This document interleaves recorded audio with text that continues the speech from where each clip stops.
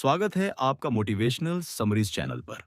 आज हम बात करेंगे एक ऐसी किताब के बारे में जो आपके जीवन के सबसे मुश्किल दुश्मन से लड़ने की ताकत देती है।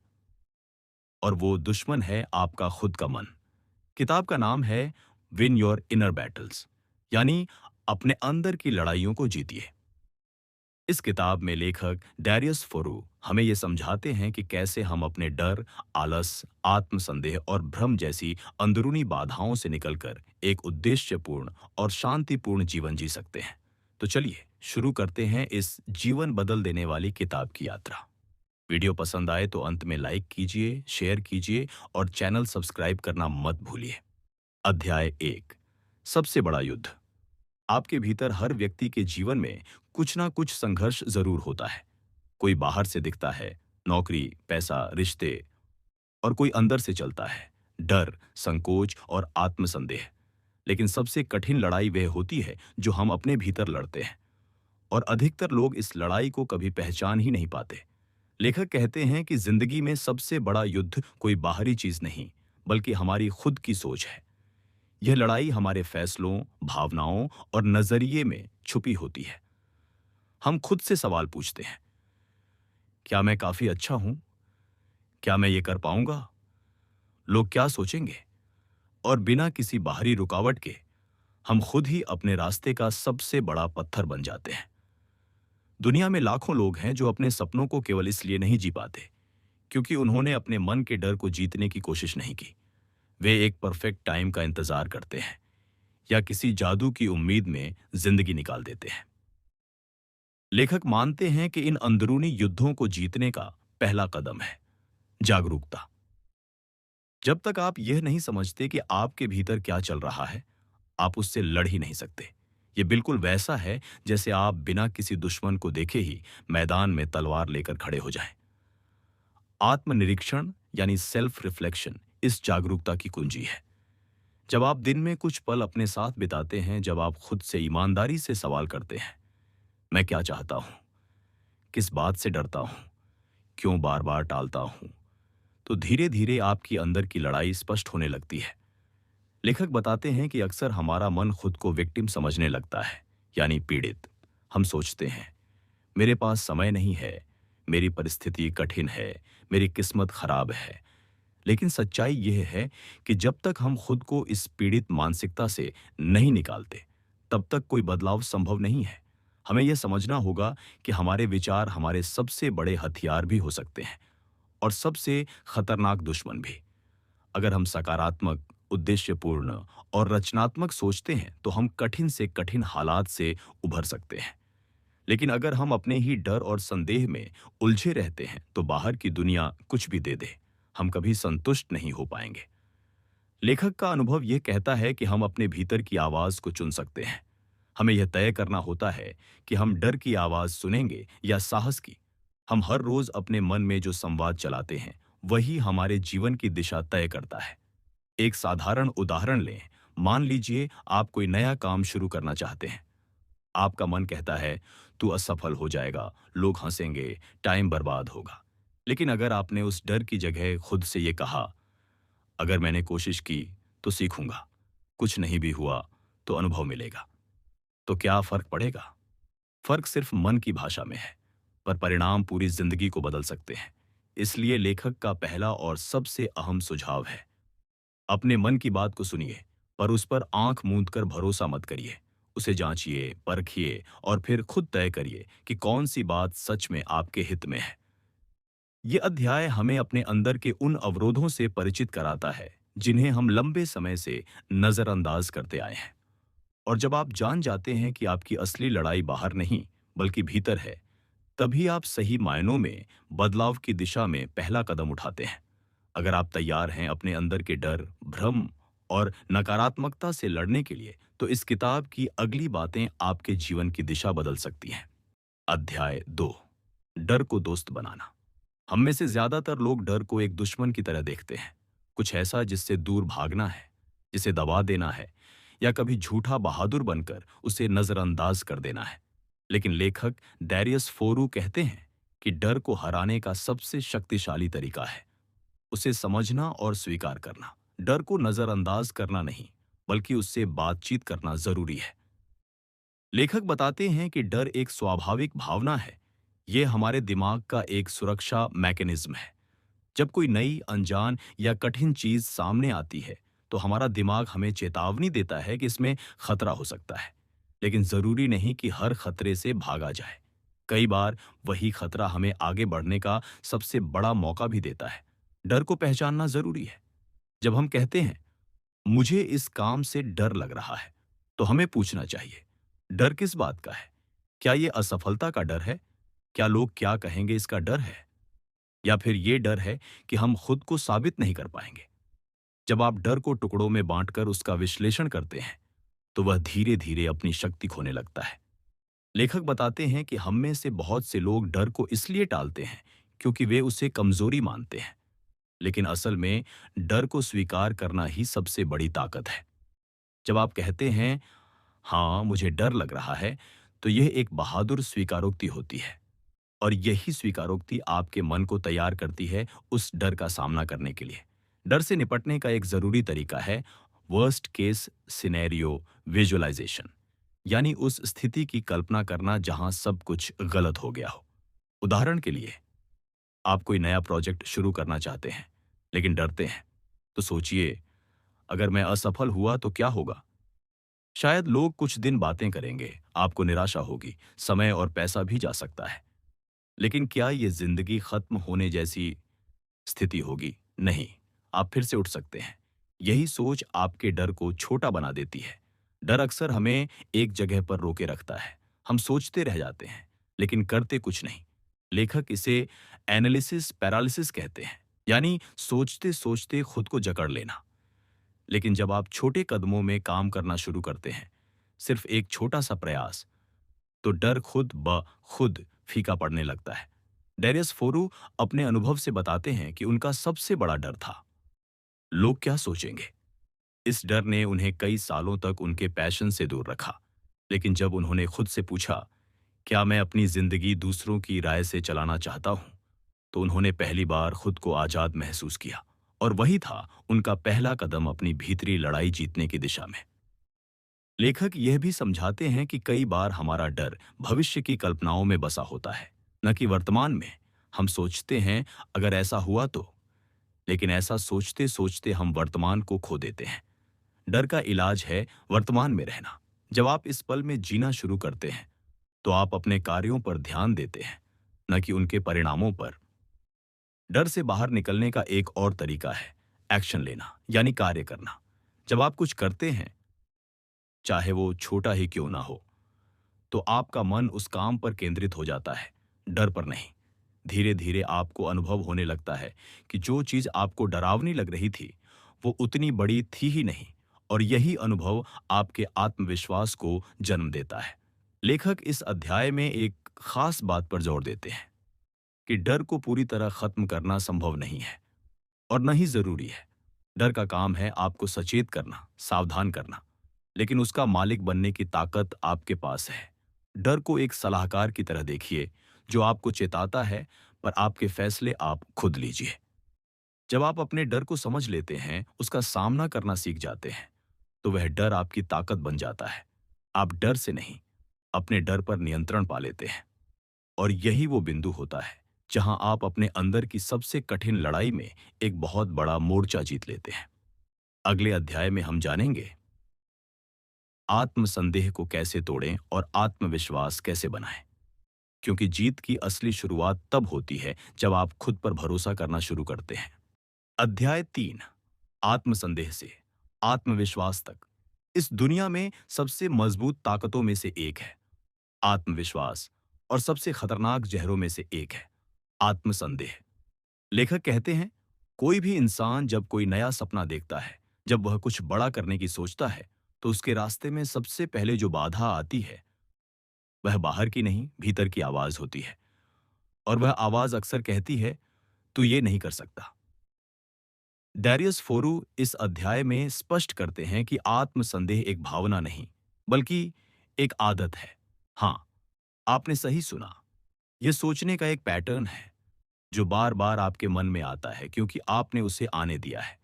बचपन के अनुभव, समाज की तुलना, असफलताएं, सब मिलकर हमें यह सिखा देते हैं कि हम शायद काफी नहीं हैं। लेकिन लेखक कहते हैं कि यह एक झूठ है जिसे हमने सच मान लिया है। आत्मसंदेह का सबसे बड़ा नुकसान ये है कि वह किसी भी प्रयास से पहले ही हार का बीज बो देता है। जब आप किसी काम को करने से पहले ही सोच लेते हैं कि आप असफल होंगे, तो आप पूरी ताकत से प्रयास ही नहीं कर पाते। और फिर जब परिणाम उम्मीद के मुताबिक नहीं आते, तो आप कहते हैं, देखा, मैं सही था। लेकिन दरअसल वो हार आपकी सोच से ही शुरू हो चुकी थी। लेखक बताते हैं कि आत्मविश्वास पैदा नहीं होता, वह बनाया जाता है। और इसे बनाने का सबसे प्रभावशाली तरीका है कौशल, स्किल। जब आप किसी चीज में महारत हासिल करते हैं, जब आप अभ्यास करते हैं, मेहनत करते हैं, बार बार कोशिश करते हैं, तो धीरे धीरे आत्मसंदेह की जगह मैं कर सकता हूं वाली भावना जन्म लेती है। इसलिए डैरियस फोरू आत्मविश्वास का सूत्र बताते हैं, कॉन्फिडेंस अकाउंट्स कॉम्पिटेंस। जब आप किसी चीज में माहिर होते हैं, तो आपको खुद पर भरोसा होता है, और यही भरोसा धीरे धीरे आपकी पहचान बन जाता है। लेखक इस बात पर भी जोर देते हैं कि आत्मविश्वास का मतलब घमंड नहीं होता। आत्मविश्वास एक शांत आंतरिक आवाज है जो कहती है, मैं कर लूंगा। ये चिल्लाता नहीं है, दिखावा नहीं करता, ये बस काम करता है। एक और जरूरी बात, लेखक कहते हैं कि आत्मविश्वास का निर्माण होता है एक्शन से, सोच से नहीं। आप चाहे कितनी भी मोटिवेशनल बातें पढ़ लें या वीडियो देख लें, जब तक आप खुद आगे बढ़कर कुछ नहीं करते, तब तक आपके मन में बदलाव नहीं आएगा। आत्मविश्वास तब आता है जब आप असहज चीजों को करते हैं, जब आप गिरते हैं, संभलते हैं और फिर आगे बढ़ते हैं। इस अध्याय में लेखक हमें ये भी समझाते हैं कि आत्मसंदेह अक्सर तुलना से पैदा होता है। सोशल मीडिया, समाज, दोस्त, सब आपको ये दिखाते हैं कि दूसरे कितने सफल हैं, और फिर आप खुद को कम आंकने लगते हैं। लेकिन लेखक कहते हैं, आपका मुकाबला किसी और से नहीं, बस कल के अपने आप से है। हर दिन थोड़ा बेहतर बनने की कोशिश करें। बस इतनी सी बात आपको आत्मसंदेह से बाहर निकाल सकती है। आत्मविश्वास का एक और स्तंभ है ईमानदारी। जब आप खुद से, अपने जीवन से, अपने प्रयासों से ईमानदार होते हैं, तो आपको दूसरों की मान्यता की जरूरत नहीं रहती। आप जानते हैं कि आप सही दिशा में हैं, और यही स्थिरता आत्मविश्वास का असली रूप है। डैरियस फोरू कहते हैं, आत्मविश्वास किसी मैजिक से नहीं आता। ये मेहनत, धैर्य और आत्मसम्मान का नतीजा है। और सबसे अच्छी बात यह है कि कोई भी व्यक्ति इसे बना सकता है। बस शुरू करना होता है छोटे कदमों से, और हर दिन थोड़ा आगे बढ़ना होता है। यह अध्याय हमें सिखाता है कि आत्मसंदेह को दूर करने का एक ही रास्ता है, ज्ञान और अनुभव। जितना ज्यादा आप कुछ सीखते हैं, उतना ही ज्यादा आपका मन चुप हो जाता है, और जब मन शांत होता है, तो आत्मविश्वास बोलता है। अगले अध्याय में हम बात करेंगे अपने विचारों को कैसे नियंत्रित करें, क्योंकि जब तक आप अपनी सोच के मालिक नहीं बनते, तब तक आप अपनी जिंदगी के भी मालिक नहीं बन सकते। अध्याय 4, अपने विचारों का नियंत्रण, भीतर की शांति की चाबी। अगर आपकी जिंदगी उलझी हुई लग रही है, अगर आप हर समय बेचैनी, तनाव और अनिर्णय में जी रहे हैं, तो इसका सबसे बड़ा कारण हो सकता है आपके बेकाबू विचार। लेखक कहते हैं, हम में से ज्यादातर लोग अपने विचारों के गुलाम बन चुके हैं, न कि मालिक। हर दिन, हर पल हमारे मन में हजारों विचार आते हैं, कुछ सकारात्मक, कुछ डरावने, कुछ पुराने अनुभवों से भरे, और कुछ ऐसे जो बिल्कुल बेमतलब हैं, लेकिन हम उन्हें सच मान लेते हैं। यही हमारी सबसे बड़ी भूल है। डेरियस फोरू समझाते हैं कि हर विचार को मान लेना जरूरी नहीं होता। हर विचार सिर्फ एक विचार है, कोई सच्चाई नहीं। इस अध्याय का मूल संदेश है, आप अपने विचार नहीं हैं। आपके मन में जो चल रहा है, वो बस एक मानसिक गतिविधि है, और उसे आप नियंत्रित कर सकते हैं। जैसे आप टीवी पर कोई चैनल बदलते हैं, वैसे ही आप अपने विचारों की दिशा बदल सकते हैं। लेकिन ये नियंत्रण कैसे पाएं? लेखक का पहला सुझाव है ध्यान, माइंडफुलनेस। आपको अपने विचारों को देखना सीखना होगा, ठीक वैसे जैसे कोई नदी बहती है और आप किनारे बैठकर उसका बहाव देख रहे हो। जब आप विचारों को देखने लगते हैं, बिना प्रतिक्रिया दिए, बिना उन्हें पकड़ने की कोशिश किए, तो आप धीरे धीरे उनके ऊपर नियंत्रण पाना शुरू कर देते हैं। लेखक कहते हैं कि सोचने और सोच में खो जाने में फर्क होता है। एक सीमित मात्रा में सोच जरूरी है, योजना बनाने, निर्णय लेने, समझने के लिए। लेकिन जब सोच बेकाबू हो जाती है, जब हम हर स्थिति का नकारात्मक विश्लेषण करने लगते हैं, तब यही सोच हमारे अंदर एक अंतहीन बेचैनी पैदा कर देती है। दूसरा तरीका है सोच को लिखना। जब आपके मन में बहुत कुछ चल रहा हो, तो उसे डायरी में लिख दीजिए। विचारों को कागज पर लाना उन्हें कमजोर कर देता है। आप उन्हें साफ साफ देख सकते हैं और तय कर सकते हैं, क्या ये विचार मेरे काम का है या ये बस मेरे डर का हिस्सा है। डायरियस बताते हैं कि विचारों को तटस्थ रूप से देखना सीखिए। मतलब, अगर कोई विचार आपके मन में आता है, जैसे मुझसे कुछ नहीं होगा, तो उसे तुरंत पकड़िए और पूछिए, क्या इसका कोई प्रमाण है? क्या ये विचार मेरे वर्तमान पर आधारित है या बीते हुए अनुभवों पर? क्या इस विचार को मान लेने से मेरी कोई मदद हो रही है? जब आप इन सवालों के जरिए अपने विचारों से बातचीत करने लगते हैं, तो आप खुद ब खुद उनके ऊपर शासन करना शुरू कर देते हैं। लेखक समझाते हैं कि नकारात्मक विचारों को खत्म नहीं किया जा सकता, लेकिन उन्हें चुनौती दिया जा सकता है। हर बार जब आप खुद से कहते हैं, ये मुश्किल है, उसी वक्त खुद को जवाब दीजिए, हाँ, लेकिन क्या ये नामुमकिन है? यही छोटी छोटी मानसिक लड़ाइयां बड़े बदलाव लाती हैं। डैरियस एक और बेहद प्रभावी सुझाव देते हैं, अपने विचारों को क्रिया में बदलिए। मतलब, अगर आपका मन बार बार आपको किसी चीज के बारे में सोचने पर मजबूर कर रहा है, तो उसके खिलाफ एक्शन लीजिए। उदाहरण के लिए, अगर आप बार बार सोचते हैं कि मुझे कुछ करना चाहिए पर मैं कर नहीं पा रहा, तो उस सोच को एक छोटे कार्य में बदल दीजिए। करना चाहिए को मैं आज सिर्फ 10 मिनट इस पर काम करूंगा में बदल दीजिए। सोचने से नहीं, करने से बदलाव आता है। इस अध्याय में लेखक हमें चेताते हैं कि अगर हम अपने विचारों को नियंत्रित नहीं करते, तो वे हमारे जीवन पर नियंत्रण कर लेते हैं। फिर हम किसी और की राय से डरने लगते हैं, भविष्य की कल्पनाओं में जीते हैं और वर्तमान को खो बैठते हैं। लेखक का आखिरी संदेश इस अध्याय में यह है कि भीतर की शांति पाने का एकमात्र रास्ता है विचारों के शोर को कम करना। यह तब होता है जब आप विचारों को खुद पर हावी नहीं होने देते, बल्कि उन्हें समझदारी से चुनते हैं। हर दिन, हर क्षण आप ये तय कर सकते हैं कि आपको किस विचार को सुनना है और किसे जाने देना है।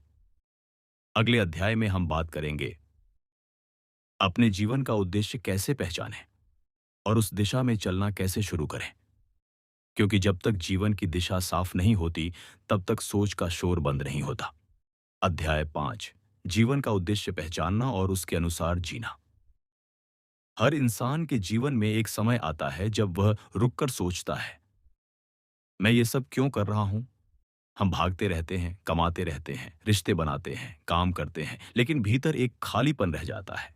ये खालीपन तब तक रहता है जब तक हमें अपने जीवन का उद्देश्य साफ साफ नजर नहीं आता। लेखक कहते हैं कि जब हम बिना उद्देश्य के जीते हैं, तो हम एक तरह की आंतरिक बेचैनी का शिकार हो जाते हैं। जीवन में सब कुछ होते हुए भी कुछ अधूरा लगता है। इसलिए आत्मिक शांति पाने के लिए जरूरी है कि हम खुद से ये बड़ा सवाल पूछें, मैं वास्तव में क्यों जी रहा हूं? डैरियस फोरू बताते हैं कि उद्देश्य कोई बड़ी बात नहीं होती जो आकाश से गिरे या किसी किताब में लिखी हो।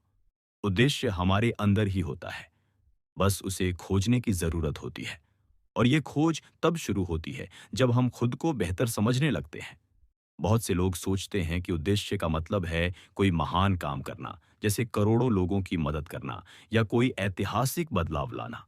लेकिन लेखक इसे पूरी तरह गलत मानते हैं। उनके अनुसार उद्देश्य का मतलब है एक ऐसा जीवन जीना जो आपके लिए अर्थपूर्ण हो, जो आपके मूल्य और आपके दिल के करीब हो।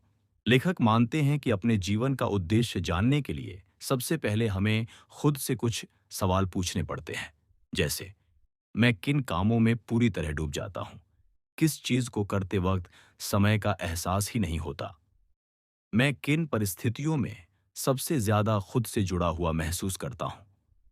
ये सवाल हमें हमारे अंदर की उस आवाज से मिलवाते हैं जो अक्सर रोजमर्रा की भागदौड़ में दब जाती है। जब हम इन सवालों के जवाब ईमानदारी से तलाशते हैं, तो धीरे धीरे एक दिशा उभरने लगती है। डैरियस खुद के उदाहरण से बताते हैं कि उन्होंने बहुत बार करियर बदले, अलग अलग काम किए, लेकिन तब तक उन्हें भीतर की संतुष्टि नहीं मिली, जब तक उन्होंने यह नहीं समझा कि उन्हें सबसे ज्यादा आनंद तब मिलता है जब वे लिखते हैं, सिखाते हैं और दूसरों की सोच को बदलने में मदद करते हैं। उन्होंने पाया कि उनका उद्देश्य है ज्ञान को सरल और स्पष्ट रूप में लोगों तक पहुंचाना। और जैसे ही उन्होंने अपने जीवन को इस उद्देश्य के अनुसार ढालना शुरू किया, उनकी ऊर्जा, उनकी सोच और उनके निर्णय सब स्पष्ट हो गए। लेखक इस अध्याय में यह भी समझाते हैं कि उद्देश्य को जानने और उसके अनुसार जीने में अंतर है।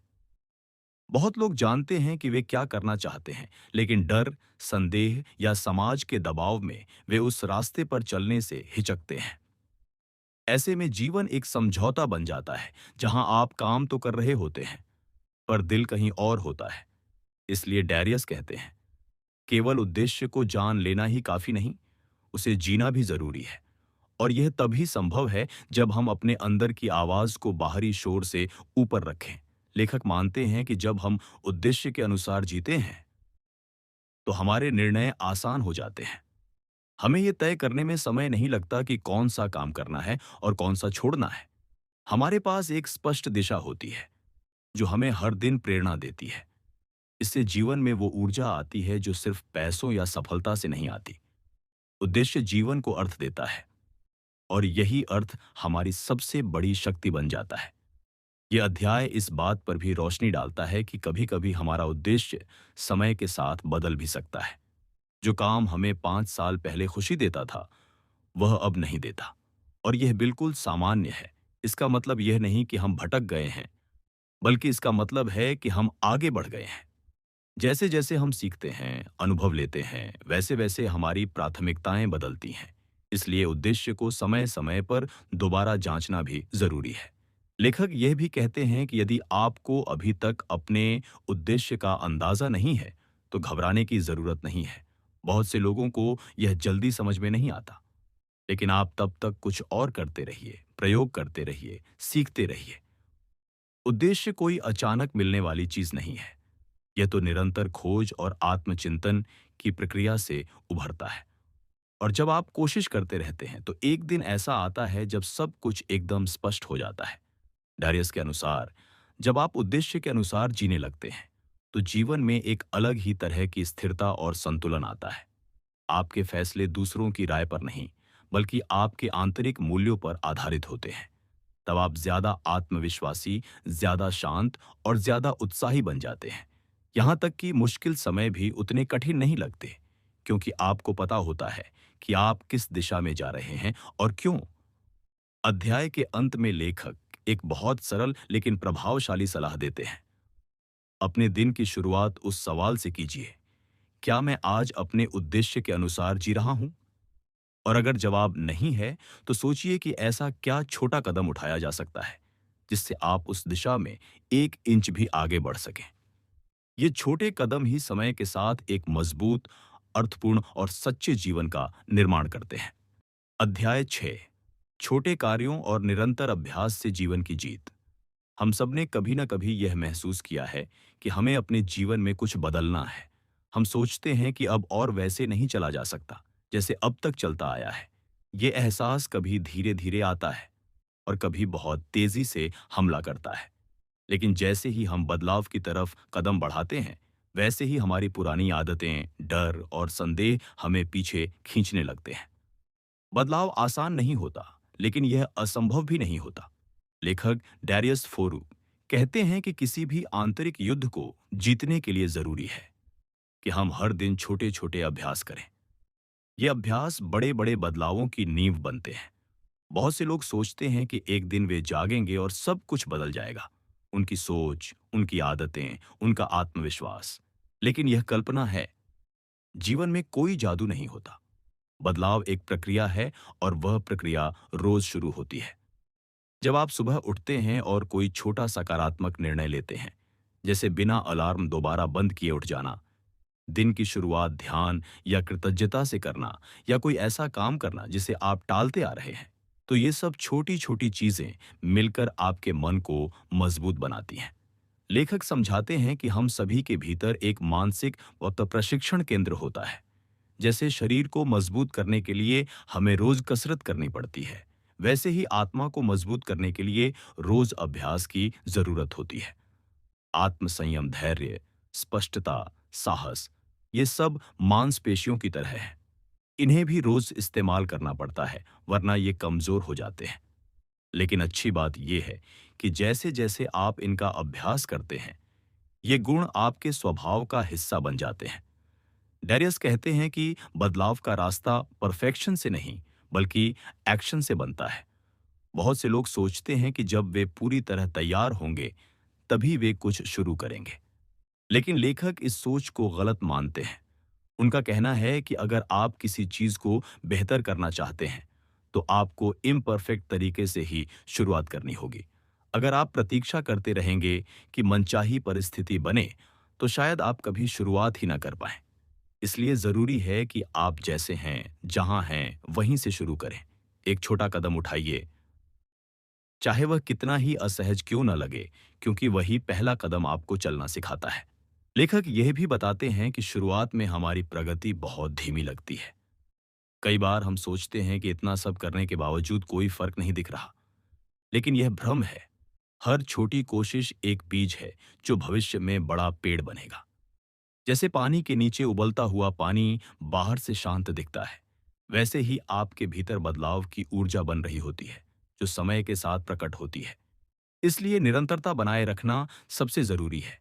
कंसिस्टेंसी ही वो चाबी है जिससे हर ताला खुलता है, चाहे वो आत्मसंशय हो, आलस्य हो, डर हो या कमजोर आदतें। लेखक एक जरूरी बात पर जोर देते हैं कि आपको बदलाव लाने के लिए बड़े निर्णय लेने की जरूरत नहीं होती। आपको बस आज का निर्णय सही लेना होता है। हर सुबह यह तय करना कि आज मैं क्या बनना चाहता हूं। आज मैं किन विचारों को चुनूंगा, किन आदतों को दोहराऊंगा, किन भावनाओं को अपनाऊंगा। अगर आप हर दिन सिर्फ आज को जीतने की ठान लें, तो आने वाले हजारों दिन अपने आप संवर जाएंगे। और यही असली आंतरिक जीत होती है, जब आप हर दिन को अपने नियम से जीते हैं, न कि आदत और हालात के अनुसार। डैरियस समझाते हैं कि खुद को बेहतर बनाना एक लंबा सफर है। इसमें बार बार गिरना, थकना, हार मान लेना, फिर से उठना, यह सब शामिल होता है।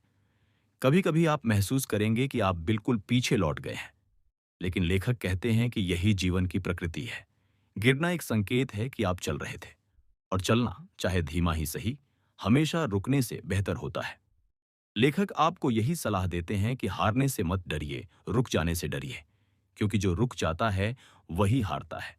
लेखक कहते हैं कि अगर आप अपने जीवन में हर दिन बस एक काम ऐसा करें जिससे आपकी आत्मा मजबूत हो, तो आप एक दिन एक ऐसे व्यक्ति बन जाएंगे जिसे हालात झुका नहीं सकते।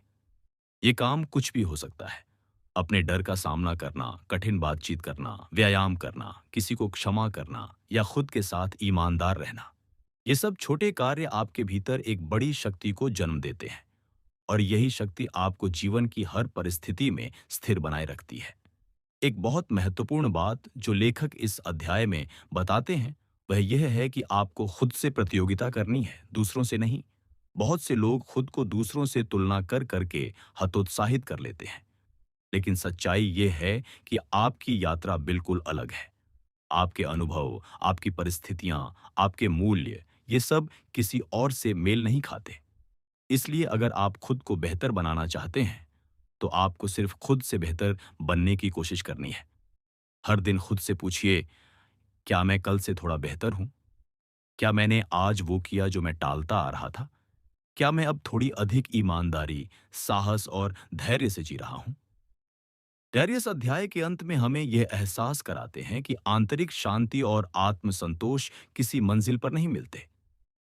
वे तो इसी प्रक्रिया में छिपे होते हैं। जब आप खुद को हर दिन थोड़ा सुधारते हैं, जब आप अपने विचारों को पहचानते और संभालते हैं, जब आप अपने डर को चुनौती देते हैं, तभी आप अपने भीतर की शक्ति को अनुभव करते हैं।